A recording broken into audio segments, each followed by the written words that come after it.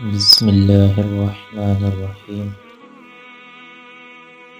حضور اکرم صلی اللہ علیہ وسلم نے ارشاد فرمایا، جو اپنے دوست کو کسی گناہ کا طعنہ دے وہ اس گناہ کا مرتکب ہونے سے پہلے نہیں مرے گا۔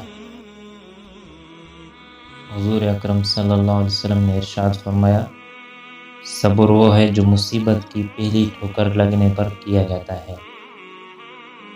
حضور اکرم صلی اللہ علیہ وسلم نے ارشاد فرمایا، ایماندار آدمی اپنی بیوی سے ناراض نہ رہا کرے، کیونکہ اگر اس کی کوئی عادت ناپسند ہو تو کوئی قابل پسند بھی ہوگی۔ حضور اکرم صلی اللہ علیہ وسلم نے ارشاد فرمایا، جو اپنی عورتوں کے معاملے میں اچھا ہو وہ سب سے اچھا ہے۔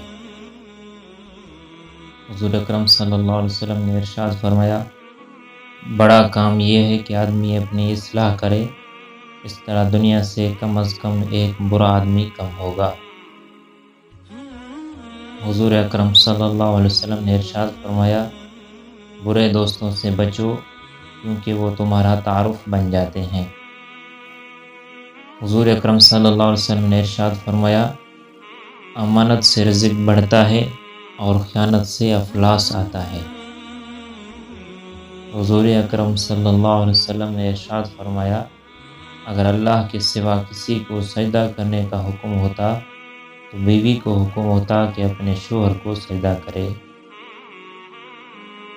حضور اکرم صلی اللہ علیہ وسلم نے ارشاد فرمایا، اس کے لیے تباہی ہے جس کی عزت اس کے ڈر کی وجہ سے کی جائے۔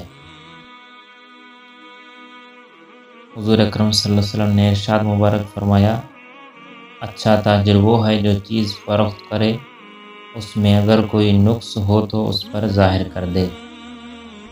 حضور اکرم صلی اللہ علیہ وسلم نے ارشاد فرمایا، اپنے گھر کی دیوار اتنی اونچی نہ کرو کہ پڑوسی کی ہوا رک جائے۔